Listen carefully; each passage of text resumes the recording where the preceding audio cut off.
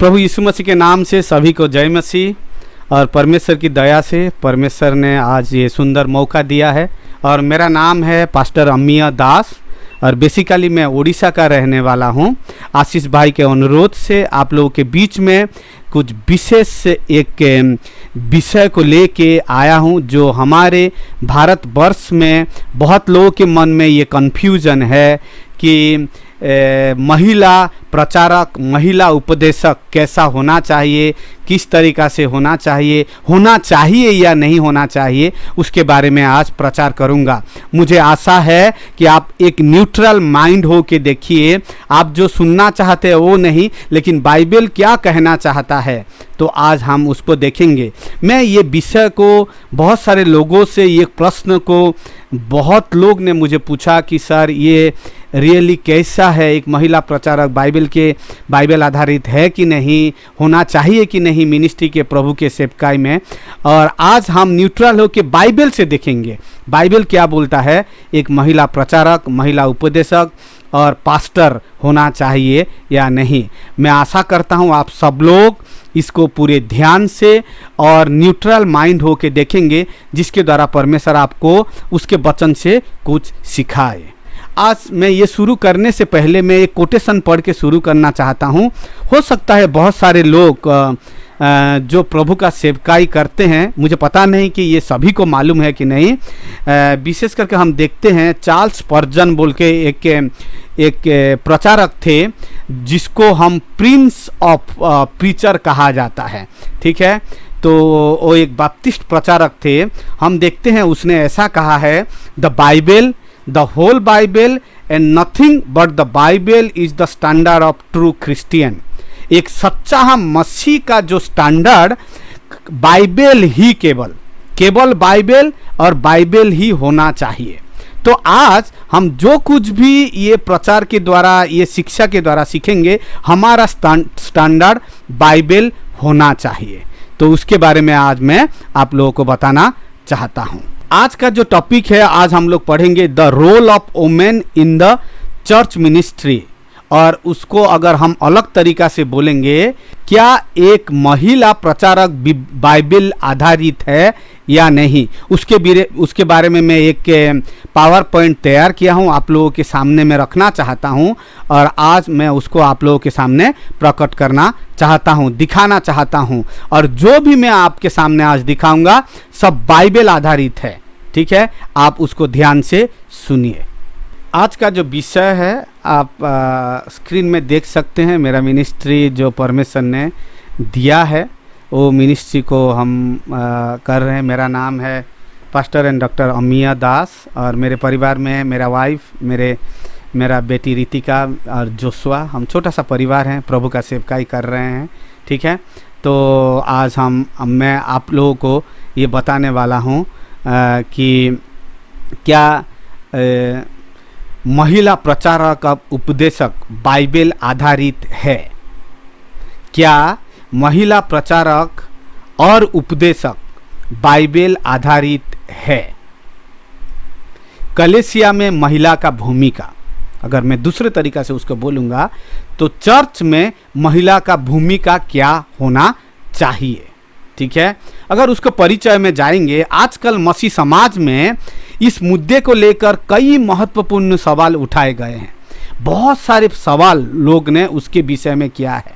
और ये सवाल क्या है, क्या महिला प्रचारक या उपदेशक बाइबलीय है, बाइबल आधारित है या नहीं।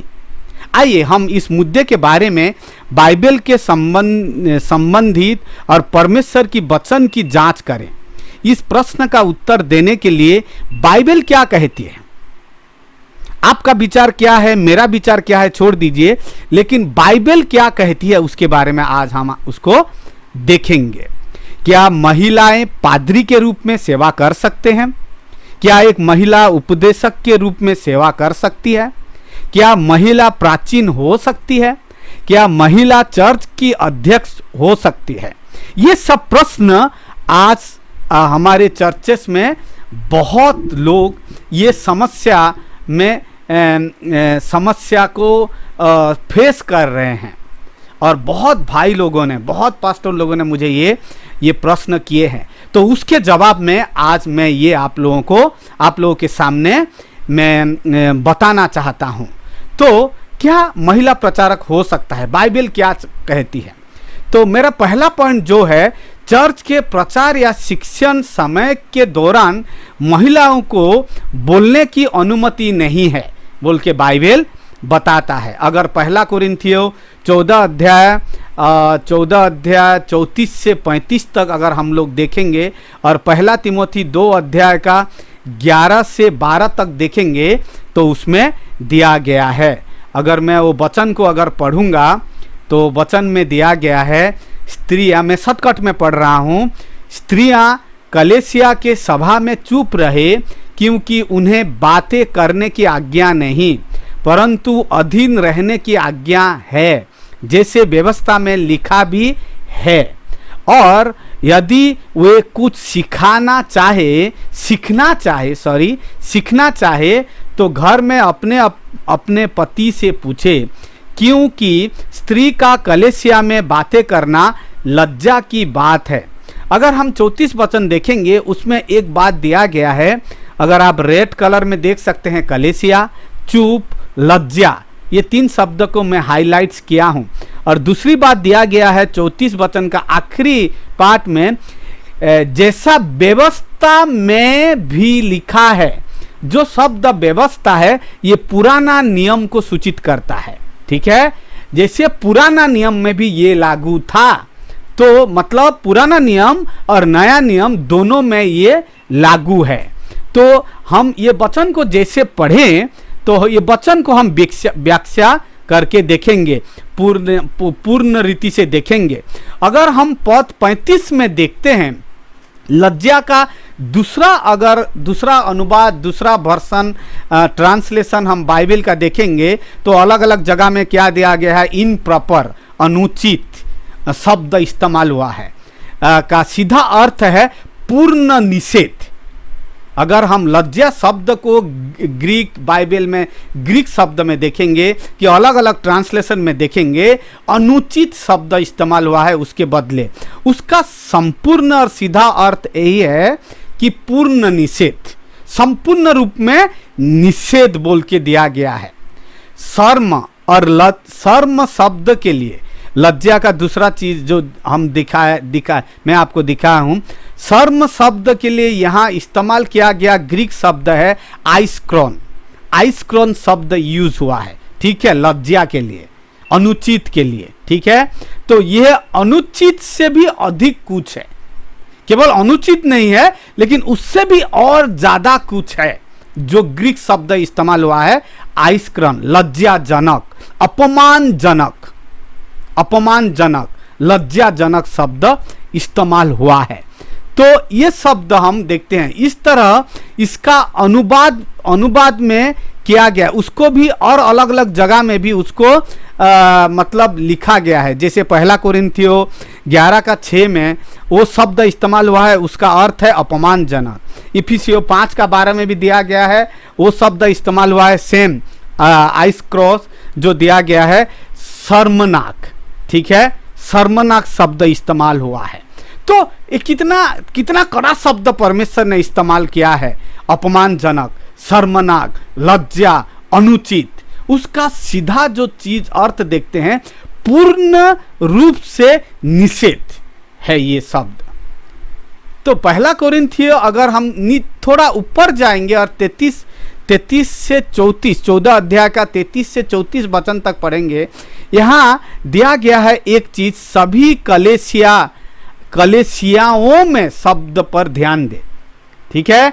अगर हम लोग देखेंगे सभी कलीसियाओं, अगर 33 वचन में देखेंगे कि God is not the author of confusion, अगर हम इंग्लिश में देखेंगे तो ये सभी कलीसिया, इसका सीधा मतलब सभी कलीसिया इस्तेमाल हुआ है, ऑल द चर्चेस, ठीक है। हमको जानना जरूरी है, कभी कभी लोग पूछते हैं नहीं ये केवल हमारे चर्च के लिए लागू नहीं होगा और पुराना नियम के लिए था, इसके लिए था, लेकिन पौलुस ये शब्द को बहुत जानबूझ के इस्तेमाल किया है, ऑल द चर्चेस बोल के इस्तेमाल किया है, मतलब सभी कलीसियाओं में ये लागू होना चाहिए, जो कलीसिया पौलुस के समय था, जो कलीसिया अभी है, जो कलीसिया पहले से था, तो सभी कलीसियाओं में ये लागू होना चाहिए।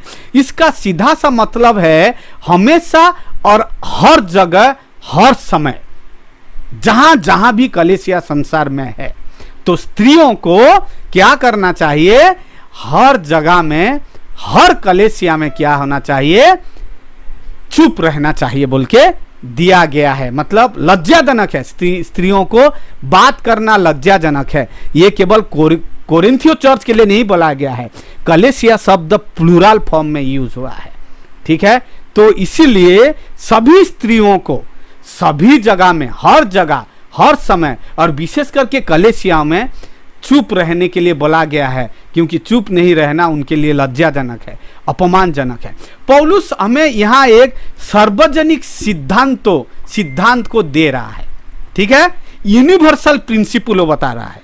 ठीक है, केवल उसके समय का प्रिंसिपल नहीं, ये यूनिवर्सल प्रिंसिपल बता रहा है जो सभी के लिए, क्योंकि सभी कलीसिया इस्तेमाल हुआ है, तो हमको इसको समझना बहुत जरूरी है। जैसे मैं आप लोगों को पहला पॉइंट बता, महिलाओं को सभा में या कलीसिया में चुप रहने के लिए बोला गया है। जैसे मैं आपके सामने ये वचन को पढ़ा, और इसका कंक्लूजन में मैं जब आऊँगा अलग पॉइंट बताने के बाद, आपको संपूर्ण रूप में क्लियर हो जाएगा कि कौन सा कलीसिया के लिए बताया गया था, कौन सा कल्चर के लिए बताया गया था, ये सभी कलीसिया के लिए लागू है या नहीं। ठीक है, उसका प्रश्न का जवाब मैं आपको जब कंक्लूजन पार्ट में जाऊंगा, ये रेस्ट्रिक्शन क्यों है, किस लिए है, मैं आपको उसको संपूर्ण रूप में व्याख्या करूंगा। और फिलहाल हम कंटिन्यू करते हैं ये टीचिंग को। पहला कोरिन्थियो 4:17 में दिया गया है, हर जगह और हर चर्च, यह एक ईश्वरीय सिद्धांत है। जैसे हमने देखा ना, हर कलीसिया मतलब हर जगह, हर चर्च, हर कलीसिया में। ठीक है, ये एक ईश्वरीय सिद्धांत है, ये डिवाइन प्रिंसिपल है। ये मेरा प्रिंसिपल नहीं है, आपका प्रिंसिपल नहीं है। बाइबल क्या कहता है? हर जगह, हर चर्च। और पहला कोरिन्थियो 7:17 से लेकर 20 तक अगर हम लोग पढ़ेंगे, मैं नहीं जानता हूँ कि हिंदी बाइबल में किस तरीक़ा से अनुवाद हुआ है। पौलुस यहाँ शादी के बारे में बात कर रहा है। अगर पहला कोरिन्थियो 7:17 से 20 देखेंगे, इसमें भी दिया गया है सभी कलीसिया, सभी चर्च। ठीक है, मैं रेड कलर में दिया हूँ, वाक्य इस्तेमाल हुआ है, सभी चर्च का, सभी चर्च वाक्य इस्तेमाल हुआ है। अगर हम लोग फिर देखेंगे पहला कोरिन्थियो 11:16 में, परमेश्वर की कलीसिया, ठीक है, परमेश्वर की कलीसिया का यहाँ पौलुस महिलाएं के बारे में बात कर रहा है, महिलाएं के बारे में बात कर रहा है। यहाँ भी लिखा गया है परमेश्वर की कलीसिया। देखिए, परमेश्वर की कलीसिया जो प्रभु का कलीसिया है, वो अभी भी है, पौलुस के समय भी था, और यीशु मसीह के दूसरा आगमन तक ही रहेगा। इसीलिए ये परमेश्वर का कलीसिया अभी भी है। जितने भी कलीसिया अभी हैं वो परमेश्वर का कलीसिया है, मतलब अभी भी लागू होना चाहिए। याद रखें कि सभी महिलाओं को सभी चर्चों में, सभी कलीसिया में हर समय अपने पतियों के अधीन रहने की जरूरत है बोल के बताया गया है। यहाँ मैं और एक चीज को ध्यान देना चाहता हूँ, आपको सामने रखना चाहता हूँ। सभी महिलाएं, सभी चर्च, सभी कलीसिया जितने भी, और हर समय जो शब्द वाक्य इस्तेमाल हुआ है कि पतियों के अधीन रहना जरूरत है। ठीक है, तो यहाँ ये बताया गया है। अगर हम लोग पहला कोरिन्थियो 14 अध्याय हम देख सकते हैं कि नारीवाद की विद्रोह सांस्कृतिक चिन्ह के साथ आज कलीसियाओं में फूट पड़ा है। ठीक है, फेमिनिज्म हम बोलते हैं ना इंग्लिश में, तो फेमिनिज्म क्या है, आजकल चर्चेस में बहुत लागू हो रहा है। शायद महिला पादरी और महिला प्रचारक आज कलीसियाओं के खिलाफ विद्रोह करने वाले सबसे स्वस्थ सबूत है। ठीक है, ये हमको जानना चाहिए। जो चर्चेस में महिला पादरी और महिला प्रचारक हैं, वो परमेश्वर के वचन के विरुद्ध, परमेश्वर के वचन के खिलाफ सबसे बड़ा सबूत है, ये स्वस्थ सबूत है फेमिनिज्म। देखिए, मेरा भी माँ है, मेरा भी स्त्री है, मेरा भी वाइफ है, मेरे भी लड़की है। मैं कोई महिलाओं के विरुद्ध नहीं हूँ, कोई भी महिला के विरुद्ध मैं नहीं हूँ। मैं मेरे मम्मी को, मेरे चर्च के स्त्री लोगों को, मेरे वाइफ को, मेरे बेटी को मैं बहुत रेस्पेक्ट करता हूँ। मैं किसी का कोई महिला का दुश्मन नहीं हूँ, कि परमेश्वर भी कोई महिला का दुश्मन नहीं है। परमेश्वर महिलाओं को बहुत ऊपर रखा है, लेकिन बाइबल जो प्रिंसिपल बताता है हमको उसको मानना पड़ेगा। अगर बाइबल का प्रिंसिपल परमेश्वर क्यों महिला के विरुद्ध परमेश्वर कभी नहीं बोला है। महिलाओं को परमेश्वर बहुत सम्मान दिया है, मैं भी महिलाओं को सम्मान देता हूँ, कोई भी महिला मेरे दुश्मन नहीं है। लेकिन परमेश्वर का जो डिवाइन प्रिंसिपल है हम उसको मानना पड़ेगा। इसीलिए किसी ने, कोई लेडी, हम देखते हैं बहुत सारे बाइबल सेमिनार में आजकल एमडी ट्रेनिंग बोल के एक है, मास्टर इन डिविनिटी, और बहुत सारे लेडीज़ लोग भी उसमें ट्रेनिंग प्राप्त करते हैं। और ये ट्रेनिंग विशेष करके कोई जगह में पास्टरल मिनिस्ट्री के लिए किया जाता है। एक लेडी क्या हुआ, एमडी ख़त्म करके उसने आई और एक चर्चेस में एक पास्टर को बताया, मैंने तो एक एमडी किया है, I would be allowed to preach, what do you think, क्या आप क्या सोचते हो, मैं प्रचार करने का योग्य हो गया? अगर आप मुझे प्रचार करने के लिए नहीं देते हो तो आप बिब्लिकल नहीं है, आप सेक्सिस्ट हैं, मतलब आप डिस्क्रिमिनेटर करते हैं, आप एक डिस्क्रिमिनेट करते हैं, समझ गए? आप डिस्क्रिमिनेट करते हैं, मतलब आप लिंग को देखते हैं, आप स्त्रीलिंग पुरुष लिंग को देखते हैं। तो पास्टर ने उसको जवाब दिया, पास्टर ने उसको क्या जवाब दिया कि हम देखते हैं कि पास्टर ने एक अच्छा एक एग्जाम्पल दिया और बताया, हम कोई भी महिलाओं के विरुद्ध नहीं है, हम कोई महिलाओं को नीचा नहीं दिखा रहे हैं, लेकिन ये बाइबल प्रिंसिपल है। क्या बाइबल प्रिंसिपल कैसा है?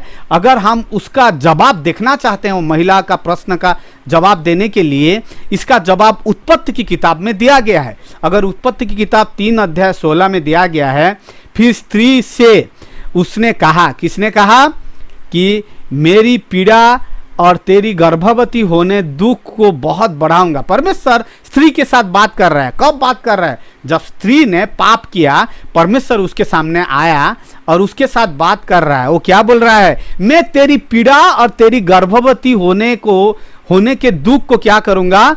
बढ़ाऊंगा, बहुत बढ़ाऊंगा। तू पीड़ित हो के बालक उत्पन्न करेगी और तेरी लालसा तेरी पति की ओर होगी और वह तुझ पर प्रभुता करेगी। ठीक है, ये परमेश्वर स्त्री को क्यों ऐसा किया? क्या गर्भवती होना पहले से था? लेकिन गर्भवती को पीड़ा को बढ़ाएगा क्योंकि उसने पाप किया, उसने पहले पाप किया। और वो क्या, परमेश्वर ने उसको एक साप दिया, अभिशाप बोलते हैं, साप, कॉर्स बोलते हैं इंग्लिश शब्द में उसको कॉर्स बोलते हैं। तू ये पाप करने के वजह से तू जब बच्चा उत्पन्न करेगी, मैं वो पीड़ा को बढ़ाऊंगा। और दूसरा हिस्सा क्या गया है, ये पद में हम देखते हैं, यहां इस पद में पीड़ा और गर्भवती होना सार्वजनिक है। क्या जब एक स्त्री बच्चा पैदा करता है, क्या एक यूनिवर्सल है कि उस समय था अभी नहीं है? नहीं, उस समय भी था। जब बच्चा पैदा होता था उसका पीड़ा और दर्द से वो बच्चा पैदा करेगी, उस समय भी था और अभी भी वो कंटिन्यू है, उसको हम लोग ठुकरा नहीं सकते। ठीक है, ये एक यूनिवर्सल प्रिंसिपल है। लेकिन ये जो बाइबल वचन परमेश्वर ने जिस तरीके से उसको साफ दिया और एक यूनिवर्सल प्रिंसिपल है, इस हवा के समय भी ये हुआ और अभी जितने भी स्त्री बच्चे पैदा करते हैं, मेरे भी बच्चे हैं, मेरी स्त्री भी बच्चा पैदा किया, और जो दर्द उसने भोगा अभी भी वो लागू है। राइट, एक यूनिवर्सल प्रिंसिपल है। और उसका अगर नीचे हिस्से को हम देखेंगे, second part of this verse Genesis 3:16, उसमें दिया गया है, इस पद के दूसरे भाग में कहा गया है, और तेरी लालसा तेरी पति की ओर होगी और वह तुझ पर प्रभुता करेगा। जिस तरीका से बच्चा पैदा करना, स्त्री बच्चा पैदा करना एक यूनिवर्सल प्रिंसिपल है, उसी तरीका से ये पद का जो दूसरा भाग भी है, ये यूनिवर्सल प्रिंसिपल है। तूने पाप किया, तूने मेरे आज्ञा को नहीं माना, इसीलिए मैं तुझे शाप देता हूं। तू बच्चा पैदा करते समय क्या होगा, तेरे पीड़ा को मैं बढ़ाऊंगा। और वही शाप का दूसरा हिस्सा क्या है, तू तेरे पति के अधीन रहेगा और तुझ पर तेरा पति प्रभुता करेगा। और यह भी एक यूनिवर्सल प्रिंसिपल है, समझ गए? उसको हम ठुकरा नहीं सकते, इसको हम ठुकरा नहीं सकते। जिस तरीका से बच्चा पैदा करना एक यूनिवर्सल प्रिंसिपल है, इस तरीका से पति के अधीन रहना भी एक यूनिवर्सल प्रिंसिपल है। क्यों पति के अधीन परमेश्वर ने उसको रखा? पहली बात है, पहले जब हम देखते हैं, ये आदम और हवा को ऊंचा नीचा दिखाने का बात नहीं है, स्त्री ने पहले पाप किया, इसीलिए स्त्री को उस दिन से उसके पति के अधीन रहने के लिए कहा गया। लेकिन उससे पहले उसके पति के अधीन रहने के लिए बाइबल में नहीं कहा गया है। ये शब्द को हमको जानना है। और तेरे लालसा तेरे पति के ऊपर होगा। बहुत सारे लोग प्रश्न करते हैं ये लालसा क्या है? सेक्सुअल डिजायर है। लेकिन ये लालसा सेक्सुअल डिजायर के बारे में नहीं बता रहा है, शारीरिक संबंध के बारे में नहीं बता रहा है। ये लालसा देखिए, यह शारीरिक और यौन इच्छा के बारे में नहीं बता रहा है। ठीक है, हमको समझना जरूरी है, क्योंकि इससे पहले कि वे परमेश्वर के विरुद्ध पाप करते, ये इच्छा पहले से था। अगर हम उत्पत्ति की किताब 1 अध्याय का 28 वचन में देखेंगे तो परमेश्वर ने पहले से आज्ञा दे दिया था कि तुम क्या करो, पृथ्वी में फूलो फलो। ठीक है, यू शैल बी फ्रूटफुल। अगर हम किंग जेम्स बाइबल देखेंगे, यू शैल बी फ्रूटफुल। तो सेक्सुअल इच्छा, यौन इच्छा और शारीरिक इच्छा पहले से था। ये शारीरिक लालसा के बारे में नहीं बता रहा है। ये लालसा क्या बता रहा है कि तू तेरे पति के अधीन रहेगा और वो तुझे प्रभुता करेगा। और ये एक यूनिवर्सल प्रिंसिपल है। यह महिला के अपने साप के सार्वभौमिक और सार्वजनिक परिणाम के बारे में बात कर रहा है। इसका सीधा सा मतलब यह है कि महिलाओं को अपने पति के अधीन रहना होगा और अपने पति को अपने ऊपर प्रभुता करने देना होगा। ठीक है, और ये एक यूनिवर्सल प्रिंसिपल है। जैसे एक बच्चा पैदा करना एक यूनिवर्सल प्रिंसिपल है, उस समय भी था, अभी भी है। और स्त्री के पाप करने की वजह से परमेश्वर ने अपने पति के अधीन रहने के लिए एक यूनिवर्सल प्रिंसिपल को चुना, इसीलिए उसको हमको मानना पड़ेगा। और अगर हम बाइबल को सही ढंग से पढ़ते हैं तो हमको पता चलेगा ये कोई कल्चरल इश्यू नहीं है, ये पहले से परमेश्वर ने बताया है। यह वह इच्छा है जो पृथ्वी की सभी महिलाओं में अपने पति के लिए होनी चाहिए। हाँ, और यह परमेश्वर का एक सार्वजनिक सार्वभौमिक सिद्धांत और नियम है। ये कोई विशेष कल्चर के लिए नहीं है, कोई विशेष समय के लिए नहीं है, कोई विशेष पीरियड के लिए नहीं है। ये एक यूनिवर्सल प्रिंसिपल है, ये एक डिवाइन प्रिंसिपल है जो परमेश्वर ने पहले से बना के रखे हैं। ठीक है, और ये क्यों हुआ? स्त्री पाप करने की वजह से ये चीज हुआ। और इधर स्त्री को एक नीचा दिखाने के बात नहीं किया गया है। स्त्री पाप किया, इसीलिए परमेश्वर ने उसको क्या किया, एक प्रिंसिपल उसने क्या किया, बताया। एक प्रिंसिपल उसने बताया। ठीक है, और ये प्रिंसिपल हमको मानना जरूरी है। और ये प्रिंसिपल क्या है? एक यूनिवर्सल प्रिंसिपल है, आज भी वो लागू होगा। उसका मतलब यही है कि आज भी वो लागू होगा। यूनिवर्सल प्रिंसिपल है, ये परमेश्वर का प्रिंसिपल है, ये मेरा प्रिंसिपल नहीं बता रहा हूं मैं, ये परमेश्वर का एक प्रिंसिपल है जो हमको जानना जरूरी है। अभी हम लोग देखते हैं बहुत सारे वोमेन्स पास्टर्स हैं। ओके, वोमेन्स प्राचीन है चर्चेस में। अगर ये यूनिवर्सल प्रिंसिपल को अगर वो लोग नहीं मान रहे हैं कि पति के अधीन रहना, कलीसिया में स्त्रियों को बोलना लज्जाजनक है। ठीक है, अगर वो चुप नहीं रहते हैं, पति के अधीन नहीं रहते हैं, पहली बात है कि परमेश्वर का आज्ञा को वो लोग तोड़ रहे हैं। ठीक है, ये जानना जरूरी है, क्योंकि वो यूनिवर्सल प्रिंसिपल को मानना नहीं चाहते हैं। अगर जो लोग ये पास्टर हैं, वुमेन्स पास्टर हैं, और ये नहीं मान रहे हैं, वो लोग जब बच्चा पैदा करते हैं उनको भी दर्द नहीं होना चाहिए, राइट? उनको दर्द नहीं होना चाहिए, क्योंकि वो भी यूनिवर्सल प्रिंसिपल है। और वही वचन का दूसरा भाग है कि पति के अधीन तेरा पति तुझे प्रभुता करेगा, उसके अधीन रहना है। अगर वो पति के अधीन नहीं रहते हैं कलीसिया में, सभी जगह में, सभी चर्चेस में, तो जो पास्टर लोग वुमेन पास्टर हैं उन लोगों को मैं पूछना चाहता हूं, क्या जब आप लोगों ने, परमेश्वर ने आपको बच्चा दिया, आप लोग पैदा किए, आपको दर्द हुआ कि नहीं हुआ? अगर दर्द हुआ, वो अगर यूनिवर्सल प्रिंसिपल है, तो आपको भी ये यूनिवर्सल प्रिंसिपल को मानना बहुत जरूरी है। ये मैं क्लियर करना चाहता हूं। यहाँ जब हवा ने पाप किया, स्त्री ने पाप किया, परमेश्वर ने उसको दो शाप दिया है ना। उत्पत्ति की किताब 3 अध्याय का 16 में 2 शाप दिया। 2 शाप क्या था? पहली शाप था कि तू जब बच्चा पैदा करेगा, तेरा जो दर्द को मैं बढ़ाऊंगा। ये यूनिवर्सल प्रिंसिपल है, इसको कोई भी डिनाई नहीं कर सकता। कितने भी दुनिया एडवांस चले जाए, कोई भी उसको डिनाई नहीं कर सकता। और उस समय भी था, पहला स्त्री के साथ भी ऐसा हुआ। और दुनिया में जितने स्त्री अभी हैं, पैदा हुए हैं, होंगे, और जो लोग माँ बनना चाहते हैं, सभी को ये पीड़ा के साथ गुजरना पड़ेगा। कोई इसको डिनाई नहीं कर सकता।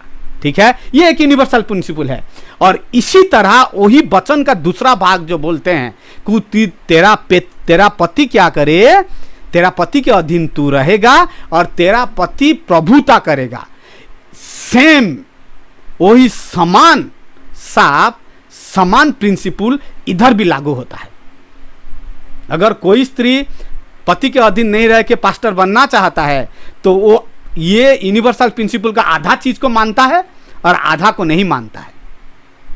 अगर बच्चा पैदा करते समय जो यूनिवर्सल प्रिंसिपल है, स्त्री को दर्द होगा, उसका दर्द को मैं बढ़ाऊंगा, जिस तरीका से यूनिवर्सल प्रिंसिपल है, वही वचन का दूसरा हिस्सा भी सेम अप्लाई होता है, समान तरीका से लागू होता है।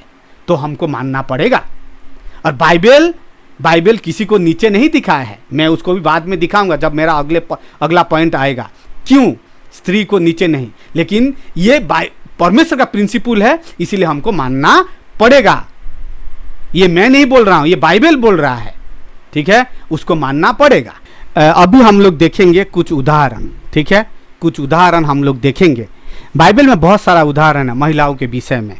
ठीक है, लेकिन जब कलीसिया की बात आता है, जब सेवकाई की बात आता है, जब चर्च का बात आता है, चर्च का रोल आता है, हम लोग कुछ ओल्ड टेस्टामेंट, पुराना नियम और नया नियम के बारे में कुछ उदाहरण देखेंगे।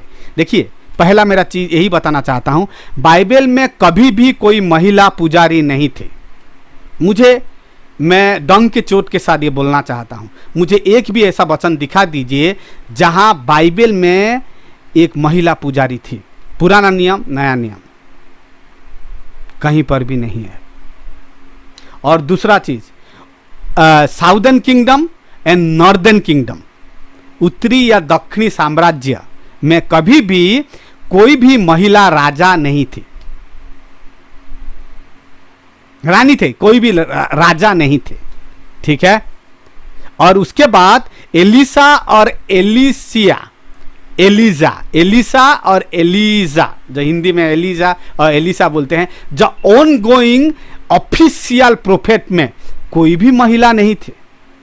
आप मुझे बताइए, दिखाइए, कोई भी महिला के द्वारा पुराना नियम या नया नियम के कोई भी किताब लिखा नहीं गया है। किसी भी बाइबल की किताब का कोई भी हिस्सा भी लिखा नहीं गया है, मुझे दिखाइए। और प्रेरितों में थे, चेलों में से कोई भी महिला नहीं थे। क्यों? बाइबल में कोई पुजारी महिला नहीं थी। ठीक है, उसके बाद उत्तरी और दक्षिण साम्राज्य, साउदर्न किंगडम, नॉर्दर्न किंगडम में कोई भी महिला राजा के रूप में काम नहीं की। उसके बाद हम लोग देखते हैं पुराना नियम, नया नियम का किताब जितना 66 किताब है, और किताब का कोई भी हिस्सा भी कोई भी महिला ने नहीं लिखा। प्रेरितों में से कोई भी महिला, एक भी महिला नहीं थी। क्यों? क्या यीशु मसीह का बुद्धि नहीं था? क्या परमेश्वर से हम ज्यादा बुद्धिमान हैं? क्या परमेश्वर से हम ज्यादा बुद्धिमान हैं? मुझे दिखा के बताइए कि हम परमेश्वर से ज्यादा सोचते हैं। और कि ऐसा जब हम क्वेश्चन करते हैं कि क्यों, उसका मतलब आप ये दिखाते हैं कि आप परमेश्वर से ज्यादा बुद्धिमान हैं। परमेश्वर जानबूझ के ये किया है। यीशु मसीह 12 चेला में से कोई भी महिला को नहीं चुना, कोई भी प्रेरित से कोई भी महिला नहीं थी। क्यों? क्या यीशु मसीह से हम ज्यादा बुद्धिमान हैं? यह समझना बहुत जरूरी है। लेकिन बाइबल में कई कई जगह में दिया है। अगर हम निर्गमन की किताब 110:15 अध्याय देखेंगे, मेरियन बोल के एक भविष्य वक्तानी थी, है ना। लेकिन वो भविष्य वक्तानी क्या थी वो आप मुझे प्रश्न कर सकते हैं। हाँ, मूसा की बहन जो है, ठीक है। हम लोग देखते हैं निर्गमन की किताब 15 अध्याय पढ़ सकते हैं। तो मरियम को भविष्य वक्तानी रूप में, प्रोफेटेस के रूप में बोला गया है। लेकिन वो किस टाइप का प्रोफेटेस थी? यह एक तरह की म्यूजिकल टाइप, ठीक है। वो म्यूजिकल सेक्शन में क्या करती थी? शामिल थी, ठीक है। वो बाइबल को उपदेश देने के लिए, बाइबल का प्रीचिंग करने के लिए उसको प्रोफेटेस नहीं बुलाया गया है, अगर आप ध्यान से बाइबल को पढ़ेंगे तो। दूसरी बात, हम दूसरा स्त्री के बारे में देखते हैं बाइबल में, देबोरा बोल के, ठीक है, जो न्याय की किताब 4 अध्याय में उसके बारे में बताया गया है। लेकिन देबोरा क्या थी? एक न्यायी थी, ठीक है, न्याय करता थी। परंतु जब वह युद्ध के लिए गई तब उसने दल को नेतृत्व नहीं किया, परंतु उसने बाराक को कहा कि तू ये जो दल है ना, सैनिक दल का नेतृत्व तू ही कर। समझ गए? तू ही कर, सैनिक दल का नेतृत्व तुझे करना पड़ेगा, मैं नहीं करूंगा। यहां पर भी देखिए, स्त्री तो थी न्याय, लेकिन वो एक पुरुष का नेतृत्व में लड़ाई करने के लिए गई। और नया नियम में हम लोग देखते हैं लूका रचित सुसमाचार 2 अध्याय का 36 से लेकर 38 वचन, हन्नाह बोल के हम लोग देखते हैं मंदिर में उसने समर्पित की, ठीक है। यीशु मसीह को हम देखते हैं, उसको भी भविष्यवक्तानी के रूप में कहा गया है। लेकिन कभी कभी परमेश्वर ने उसे कुछ पल के लिए इस्तेमाल किया, कुछ उद्देश्य के लिए इस्तेमाल किया, हन्नाह को। लेकिन कलीसिया में नहीं, यह भी आपको जानना जरूरी है। प्रचार के लिए नहीं, यह भी आपको जानना जरूरी है। बहुत सारे लोग प्रश्न करते हैं, मरियम के बारे में दिया गया है, देबोरा के बारे में दिया गया है, हन्ना के बारे में दिया गया है, लेकिन आपको मैं बताया क्यों दिया गया है। वो लोग प्रचार के भाग में नहीं थे, वो लोग उपदेशक के रूप में भविष्यवक्ता नहीं थे। और जब भी वो लोग गए, पुरुष ही गया। तो क्या है, अगर हम लोग जब देखते हैं ये चीज को, मेरा पहला पॉइंट मैं आपको क्या बोला, चर्च में प्रचार या शिक्षा के समय के दौरान महिलाओं को बोलने का अनुमति नहीं है। ये बाइबल स्पष्ट कर दिया है। पुराना नियम से मैंने भी आपको दिखाया और नया नियम से भी मैं आपको दिखाया। मेरा दूसरा पॉइंट क्या है? पहला पॉइंट मैं आपको बताया, कलीसिया के प्रचार या शिक्षा के समय के दौरान महिलाओं को बोलने का अनुमति संपूर्ण रूप में नहीं है। और जैसे मैं बताया, सभी कलीसिया, सभी समय में, सभी चर्चेस में वो आज भी लागू है।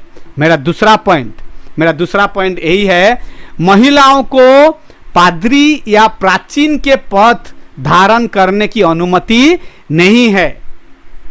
पहला तिमोथी 3 अध्याय का 1 से 2 और 3 का 11 में दिया गया है, ठीक है। मेरा दूसरा पॉइंट मैं आपको बताना चाहता हूं, महिलाओं को पादरी या प्राचीन पद धारण करने की अनुमति नहीं है। हम उसको देखेंगे क्या है। देखिए, पहला कोरिन्थियो भी पौलुस ने लिखा है और पहला तिमोथी भी पौलुस ने लिखा है। वही सेम लेखक बाद में भी कितना साल के बाद वही चीज को फिर बता रहा है, ठीक है। ये हमको समझना बहुत जरूरी है, ठीक है। अगर हम लोग देखेंगे आपके हिंदी बाइबल में, यह बात सत्य है कि जो अध्यक्ष होना चाहता है तो वह भले काम की इच्छा करता है, ठीक है। लेकिन हिंदी में आप उसको जो अध्यक्ष होना चाहता है, तो बहुत सारे लोग इसमें मिस कोट हो जाते हैं। जो मतलब वो स्त्री को भी रख देते हैं, पुरुष को भी रख देते हैं। लेकिन English Bible, king James Bible में यूज करता हूं, तो उसमें दिया गया है, this is a true saying, if a man desire the office of a bishop, if a man शब्द इस्तेमाल हुआ है, पुरुष शब्द इस्तेमाल हुआ है, लेकिन हिंदी बाइबल में जो लिखा गया है, मैं नहीं जानता हूं, अलग एक ही हिंदी वचन में पढ़ा हूं जो लिखा है, तो बहुत सारे लोग इसमें कंफ्यूज हो जाते हैं। लेकिन इंग्लिश बाइबल में स्पष्ट दिया गया है, if a man desire the office of a bishop he desire a good work, पहला तिमोथी 3:1। ही मतलब पर्सनल प्रोनाउन, हम इंग्लिश ग्रामर में पढ़ते हैं ना पर्सनल प्रोनाउन। देखिए पहला इधर पुरुष इस्तेमाल हुआ है मैन, और दूसरा लिया गया है ही, वह मतलब ही, ये सी नहीं है, तो एक मेल जेंडर इस्तेमाल हुआ है अगर हम परमेश्वर। और इधर पास्टर और बिशप का अर्थ क्या है, बहुत सारे जगह में पास्टर का अर्थ पास्टर, देखभाल करना, चरवाहा के रूप में दिया गया है। बिशप को भी अलग अलग जगह में, डिकन्स को भी वही क्वालिफिकेशन में बताया गया है। तो क्या है, हम देखते हैं पास्टर मतलब देखभाल करना, संभालना, ठीक है। और पास्टर जब बोला गया है, हम लोग देखते हैं अध्यक्ष जब बोला गया है, हम क्या बोलते हैं, एक पुरुष को सूचित किया गया है। अगर हम इंग्लिश बाइबल पढ़ेंगे या ग्रीक बाइबल भी आप पढ़ेंगे तो, लेकिन हिंदी बाइबल में आप लोग कंफ्यूज हो जाते हैं। इसीलिए ये चीज को मैं समझाने के लिए आपको बताना चाहता हूं, एक महिला अध्यक्ष नहीं बन सकती चर्च में, क्योंकि मेल जेंडर यूज हुआ है, पुलिंग यूज हुआ है। अगर हम लोग देखेंगे उसको, पुलिंग यूज हुआ है, पुलिंग, उसको हम लोग पुलिंग बोलते हैं। इस प्रकार से स्त्रियों को भी गंभीर होना चाहिए, दोष लगाने वाली ना हो, पर सचेत और सब बातों में विश्वासयोग्य हो। पहला Timothy 3:11। Even so most they are, उनकी पत्नियां, स्त्रियों मतलब कौन है, स्त्री कौन होता है, स्त्री कौन होता है, स्त्री मतलब एक पुरुष का वाइफ, पुरुष, स्त्री मतलब, स्त्रियों मतलब उनका पत्नियां। अगर हम लोग देखते हैं they are wives, English Bible में दे आर वाइफ्स मतलब क्या है, अध्यक्ष लोग, पास्टर लोगों का वाइफ के बारे में बता रहा है। तो पास्टर मतलब एक पुरुष, उनका वाइफ लोगों को क्या होना चाहिए, उनका वाइफ लोगों को भी गंभीर होना चाहिए, सभी बात में विश्वासयोग्य होना चाहिए। पहला तिमोथी 3:11। इधर भी हम देखेंगे उनका पत्नियां अगर बताया गया है इंग्लिश बाइबल में, केजेबी में, even so most they are wives. They are wives मतलब कौन है, जो लोग अध्यक्ष हैं, उसका सिंपल अर्थ यही है, अध्यक्ष मतलब एक पुरुष, पुल्लिंग यूज हुआ है, उनका पत्नियां। समझ गए? तो ये वचन को आपको ध्यान से देखना पड़ेगा। पहला तिमोथियो इस बारे में बात करता है कि विश्वासियों को स्थानीय कलीसिया में कैसा व्यवहार करना चाहिए। पहला तिमोथी हम देखते हैं कि 3 अध्याय किस तरीका से व्यवहार करना चाहिए यहां बताया गया है। पहला तिमोथी 3:15 में भी यदि मेरे आने में देर हो तो तू जान ले कि परमेश्वर का घर मतलब कौन है, हम लोग, जो चर्च, हम लोग हैं, जो जीवित परमेश्वर का कलीसिया है और सत्य का खंबा और नेव है, और उसमें कैसा बर्ताव करना चाहिए। परमेश्वर का घर उस समय भी था, परमेश्वर का घर, जितने भी चर्चेस हैं, पर हम लोग जो चर्च हैं, प्रभु को विश्वास करके उद्धार पाए हैं, वो भी परमेश्वर का घर है, हम परमेश्वर का कलीसिया है। ऐसा नहीं केवल उस कलीसिया को बुलाया गया है, परमेश्वर का घर अभी भी उपस्थित में है, अभी भी अस्तित्व में है। समझ गए?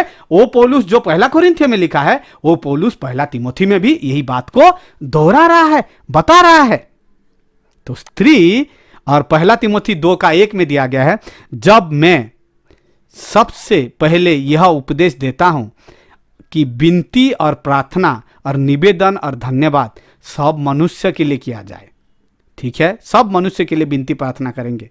इधर भी हम लोग देखते हैं कि, और पहला तिमोथी 2:4, यह मैं चाहता हूं कि सब मनुष्य के उद्धार के लिए मैं प्रार्थना करूं। Again the word man use हुआ है, लेकिन यहां जो मैन शब्द यूज हुआ है ग्रीक में, तो ये पुरुष के बारे में नहीं यूज हुआ है, ये ऑल ह्यूमैनिटी के बारे में यूज हुआ है। ठीक है, मनुष्य जाति के बारे में यूज हुआ है, MEN, मैन। ठीक है, included women also, included children also, included young man also. स्त्री, बच्चे जो प्रभु को विश्वास करते हैं, परमेश्वर का इच्छा है सब लोग उद्धार पाए, जवान उद्धार पाए, महिलाएं उद्धार पाए। ठीक है, इधर जो मैन शब्द इस्तेमाल हुआ है, प्लूरल यूज हुआ है, इंक्लूडिंग ह्यूमन ऑल्सो। तो हम लोगों को ये समझना बहुत जरूरी है कि हम कौन सा कैसे बाइबल को पढ़ते हैं। ठीक है, क्योंकि परमेश्वर एक ही है और परमेश्वर और मनुष्य के बीच में क्या है, एक ही बीचबई है, अर्थात मसीह यीशु जो मनुष्य है। अगर 1 तिमोथी 2:5 देखेंगे, मैं फिर से मनुष्य शब्द का उल्लेख किया गया, इधर फिर से मनुष्य शब्द का इस्तेमाल, यहां मनुष्य के लिए ग्रीक शब्द मानव जाति का इस्तेमाल हुआ है। ठीक है, मानव जाति का इस्तेमाल हुआ है। ठीक है, लेकिन 1 तिमोथी 2:8, सो मैं चाहता हूं कि हर जगह पुरुष, देखिए इधर मानव जाति नहीं, इधर भी मैन इस्तेमाल हुआ है, लेकिन MEN मैन जो इस्तेमाल हुआ है, MEN मैन जो इस्तेमाल हुआ है, ग्रीक में ये पुरुष मेल जेंडर इस्तेमाल हुआ है। बिना क्रोध और विवाद के पवित्र हाथों उठाकर प्रार्थना किया करे। मैं चाहता हूं कि हर जगह, देखिए हर जगह पुरुष, स्त्री नहीं, हर जगह पुरुष, स्त्री नहीं। उधर मनुष्य जाति, लेकिन इधर स्पेसिफिकली पुरुष शब्द इस्तेमाल हुआ है। यहां पुरुष के लिए ग्रीक शब्द नर है, नर। The Greek word for man is, man here is male. ध्यान दे के इस वचन में देखिए हर जगह शब्द भी उल्लेख किया गया है, हर जगह, हर जगह। हम अगर देखते हैं हर जगह, तो उसमें हम लोग क्या देखते हैं कि द वर्ड एवरीवेयर, हर जगह शब्द का अर्थ विशेष रूप से सभा संगति के लिए है। इस प्रकार इस मार्ग का बल एक सामान्य सभा में प्रार्थना की सूचित करता है। हर जगह मतलब सभी मीटिंग प्लेस, सभी संगति करने वाला जगह, चर्च सभा हो, कॉटेज प्रेयर हो, कभी किसी के घर में हाउस फेलोशिप हो, कोई भी जगह हो, जनरल असेंबली हो, प्रेयर मीटिंग हो, कहीं पे हर जगह पुरुष ही लीड करेगा। यह चीज को हमको ध्यान देना है, स्त्री नहीं, स्त्री नहीं। मैं कोई स्त्री का दुश्मन नहीं हूं, लेकिन मैं बाइबल के अनुसार चलना चाहता हूं। यह परमेश्वर का एक यूनिवर्सल रूल है। ये आपका रूल, मेरा रूल हम लोग नहीं बना सकते। आपका नियम मेरा नियम नहीं बना सकते हम लोग। हमको परमेश्वर का नियम देखना पड़ेगा। परमेश्वर भी कोई भी स्त्री का विरोध नहीं था, लेकिन उसने परमेश्वर का सेवकाई के लिए कुछ यूनिवर्सल रूल्स रखा है। और चर्च घर में हो, कॉटेज प्रेयर हो, मीटिंग प्लेस हो, कहीं जगह में सभा संगति हो, प्रभु के काम, हर जगह में स्त्री को अनुमति नहीं है। उसके बाद हम लोग देखते हैं 1 तिमोथी 2:11, आइए हम उसको पढ़ेंगे। और स्त्री को भी चुपचाप पूरी अधीनता में सीखना चाहिए। इस पद पर हम ध्यान दें। कौन सा पद? वाक्य जो है चुपचाप शब्द की ग्रीक में अनुवाद किया गया है। चुपचाप शब्द को ग्रीक में अनुवाद किया गया है, जिसका अनुवाद है मौन। मौन मतलब चुप रहना है कि रूप में किया गया है, जो चुप या शांत और विनम्रता के विचार को वहन करता है। ठीक है, विनम्रता को दिखाता है। इसका अर्थ संपूर्ण रूप में यह नहीं है कि संपूर्ण रूप में चुप रहना नहीं है, आवाज मत बोलो, मौन रहो, ऐसा नहीं किया है। आप अगर कुछ डाउट हुआ तो आपके साइड में आप उसको देखो, कुछ हो तो चुप से आप बात कर सकते हो, लेकिन पास्टर के रूप में खड़ा होकर नहीं बात कर सकते। समझ गए? वो कुछ डाउट है तो आप पूछिए, बाद में आप पूछ सकते हो। संपूर्ण रूप में चुपचाप नहीं बोला गया है। उसका मतलब ये नहीं कि पुलपिट में जाके मैं प्रचार करूं, ऐसा भी नहीं है। ठीक है, तो उसके बाद हम लोग क्या देखते हैं, 1 तिमोथी 2:12 में कहता हूं कि स्त्री ना उपदेश करे और ना पुरुष पर आज्ञा चलाए, परंतु चुपचाप रहे। 1 तिमोथी 2:12। और एक बार ये वचन को पढ़ता हूं, और मैं कहता हूं कि स्त्री ना उपदेश करे और ना पुरुष पर आज्ञा चलाए, परंतु चुपचाप रहे। इस पद में उपदेश शब्द, ग्रीक शब्द जो है, उपदेश का ग्रीक शब्द डिडास को इस्तेमाल किया गया है। ठीक है, इसका सीधा सा मतलब है कि नैतिक पाठ नहीं सिखा सकते, नैतिक चीज, अच्छा चीज जाके लोगों को, पुरुष जहाँ उपस्थित हैं उधर नहीं सिखाते थे। निर्देश नहीं दे सकते कि उपदेश प्रवचन जहाँ पुरुष हैं सामने जाके आप नहीं कर सकते, विशेष करके कलीसिया और प्रेयर मीटिंग में। हमको ये समझना जरूरी है। यह एक तर्क संगत विकसित प्रस्तुति से संबंधित है, जिसमें फटकार लगाना और सार्वजनिक रूप से उजागर करना, स्त्री जाके खड़ा होके उजागर करना, ये बोलना, ये नहीं, और त्रुटि का सामना करना शामिल है। ये जानना जरूरी है।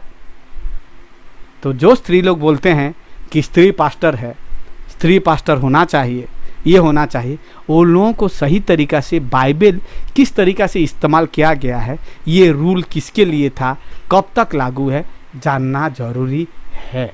मेरा कंक्लूजन में जब मैं आता हूँ ये बताना चाहता हूँ, नारी उपदेशक नहीं हो सकती। एक प्राचीन के रूप में सार्वजनिक रूप में और सभा में, संगति में प्रार्थना नहीं कर सकती। प्रार्थना और सार्वजनिक सभा, समागम, संगति में सेवा नहीं कर सकती। जहाँ पुरुष मौजूद हैं वहाँ बाइबल की क्लास नहीं ले सकती, या जहाँ पुरुष मौजूद हैं वहाँ जाके प्रार्थना सभा में वो कुछ वचन नहीं बता सकती। एक निजी सेटिंग में पढ़ा सकती है, बच्चों को पढ़ा सकते हैं, बाइबल में दिया है, अन्य महिलाओं को पढ़ा सकते हैं, उदाहरण के द्वारा पढ़ा सकते हैं। अपने बचाव करने के लिए कुछ स्त्री, जहाँ चर्चेस में स्त्री को, जो लोग स्त्री को सपोर्ट करते हैं, स्त्री पास्टर हैं, ये प्रश्न के द्वारा वो लोगों को धोखा देना चाहते हैं और अपने बचाव करने के लिए कुछ प्रश्न करते हैं। परमेश्वर ने स्त्री पर यह प्रतिबंध क्यों लगाया? क्या परमेश्वर स्त्री को पसंद नहीं करता है? क्या परमेश्वर के राज्य में स्त्री काम नहीं कर सकते? नहीं, परमेश्वर के राज्य में स्त्री काम कर सकते हैं। लेकिन जब कलीसिया में चर्च सेवा, मीटिंग सेवा आता है, परमेश्वर ने जानबूझ के उसको रखा है। पौलुस के समय में ये था, आजकल की कल्चर का मुद्दा नहीं है। बहुत सारे लोग ये प्रश्न करते हैं, यह आज के लिए लागू नहीं होगा। बहुत सारे लोग ये प्रश्न भी करते हैं, ये पौलुस का समय का है, लेकिन उसका जवाब भी मेरे पास है। देखिए, पौलुस जो कुछ भी लिख रहा है अपने लिए नहीं लिख रहा था, ये प्रभु का महिमा के लिए और पवित्र आत्मा से प्रेरित होकर वो लिख रहा था। तो पहला तिमोथी 2 अध्याय का 13 और 14 हम जब देखेंगे, जब पौलुस लिख रहा था उस समय इन प्रतिबंधों का स्थानीय संस्कृति, जो रेस्ट्रिक्शन है, उन लोगों का लोकल कल्चर में कोई लेन देन नहीं था। क्यों नहीं था, मैं आपको उसको बताऊंगा। पौलुस लोकल कल्चर का लेन देन के बारे में नहीं बता, लोग खाली मेरे कल्चर में होगा, खाली कोरिन्थिया चर्च में होगा, तिमोथी के समय में, मेरे टाइम में ये लागू है, उसके साथ कोई लेन देन नहीं है। अगर पहला तिमोथी 2 का 13 से 14 पढ़ेंगे तो उसमें दिया गया है, यह प्रतिबंध शुरू से ही शुरू से है, और परमेश्वर और क्या है, उसका जो डिवाइन रूल है, वो प्रतिबंध पहले से ही है, उस समय भी लागू था, अभी भी लागू है, और यह स्वयं परमेश्वर द्वारा निर्धारित किया गया यूनिवर्सल सिद्धांत है। ये सार्वजनिक सार्वभौमिक एक सिद्धांत है। अगर हम लोग ये वचन को पढ़ेंगे, पहला तिमोथी पढ़ेंगे 13 और 14, उसमें दिया गया है, तो हम उसको देख सकते हैं कि वो आदम का उदाहरण दिया है ना, क्योंकि स्त्री ने पाप किया, सबसे पहले स्त्री ने पाप किया और उसने आदम का उदाहरण दिया गया है। ठीक है, परमेश्वर आदम का उदाहरण क्यों दिया? क्यों कोई अलग कैरेक्टर का उदाहरण परमेश्वर ने नहीं दिया? मूसा का उदाहरण दे सकता था, अब्राहम का उदाहरण दे सकता था, अलग किसी का उदाहरण दे सकता था। उसका साफ साफ मतलब यही है कि शुरू से परमेश्वर ने जो रूल्स बनाए हैं स्त्री के लिए, वो शुरू से लागू है और सभी समय के लिए लागू है। और इसी तरह हम लोग क्या देखते हैं, हम लोग ये देखते हैं कोलोसियम, यह सृष्टि से परमेश्वर का एक ईश्वरीय आदेश है कि स्त्री कलीसिया में चुपचाप रहे, उनको बोलने का आदत नहीं है।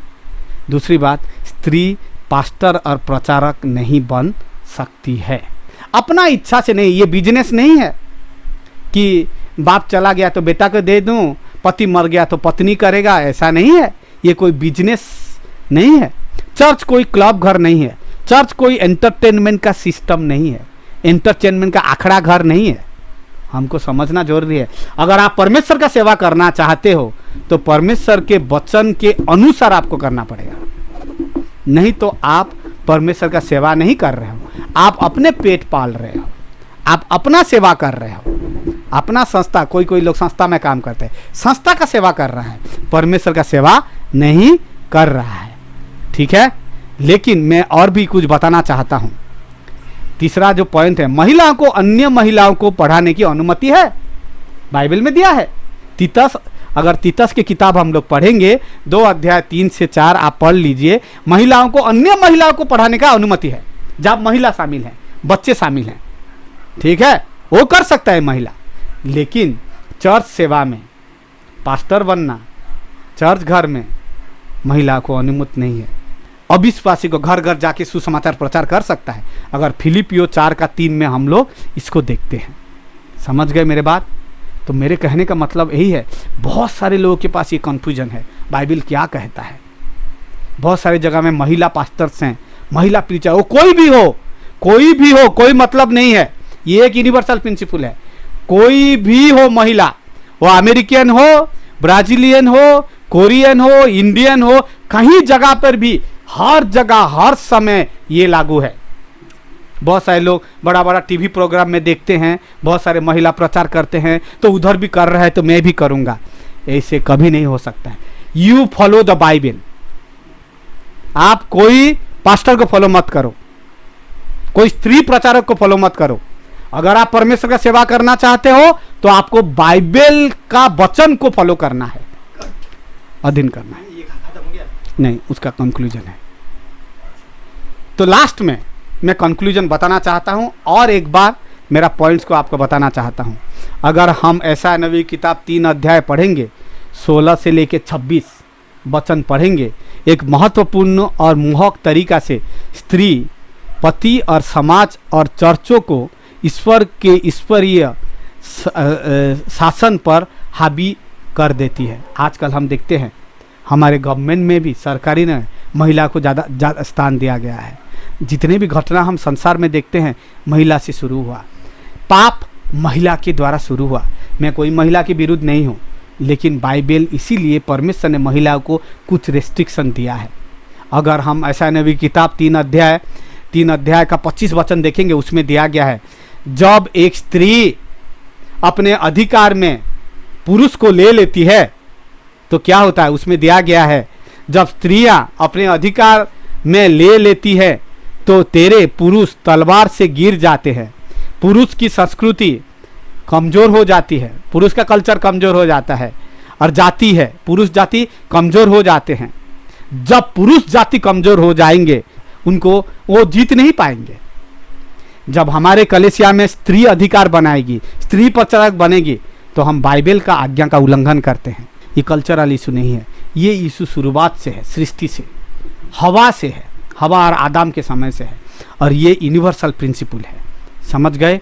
इसीलिए महिलाओं कलीसिया में चुप रहना एक गर्व की बात है, लेकिन महिला कलीसिया में अगर चुप नहीं रहता है, ये लज्जा की बात है। इसीलिए बाइबल आधारित अगर महिला बनना चाहते हैं, पति के अधीन रहो, जो भी है पति को पूछो, जिसके द्वारा कि परमेश्वर आपके जीवन के द्वारा महिमा पाए। और महिला किसी भी हालत में एक प्रचारक, एक उपदेशक, एक शिक्षक जो है, बाइबल शिक्षक, और क्या है, एक डिकन नहीं बन सकता है। बाइबल में साफ साफ दिया गया है, उसके लिए पुरुष ही होना चाहिए, क्योंकि जितने बार उसका योग्यता बताया गया है, हर वक्त वो योग्यता पुरुष लिंग, पुल्लिंग इस्तेमाल हुआ है। तो हमको समझना जरूरी है, और ये रेस्ट्रिक्शन परमेश्वर ने शुरू से दिया है।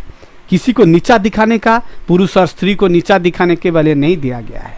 ठीक है, ये परमेश्वर पुरुष को ये काम केवल दिया है, लेकिन महिला का काम कलीसिया में अलग है। जब आप चर्च में अधीन में रहते हैं, चुपचाप में रहते हैं, सीखते हैं पति के अधीन, तो परमेश्वर आपके जीवन के द्वारा महिमा पाता है। ये प्रिंसिपल को सीखना जरूरी है, जिसके द्वारा कि महिलाओं के द्वारा परमेश्वर क्या के परमेश्वर का नाम का महिमा हो। परमेश्वर ये वचन के द्वारा सबको आशीष करे। आशा है कि आप ये वचन को समझेंगे और उसको और दोबारा आपके वचन, आपके बाइबल से लेके आप जो वचन में दिखाया हूँ उसको आप फिर पढ़ सकते हैं। आप कमेंट्स कर सकते हैं और सब्सक्राइब भी कर सकते हैं। आप क्या सीखे, आपको कैसा लगा, आपका कोई प्रश्न है आप पूछ सकते हैं। प्रभु यीशु मसीह ये वचन के द्वारा सभी को आशीष करे। जय मसीह।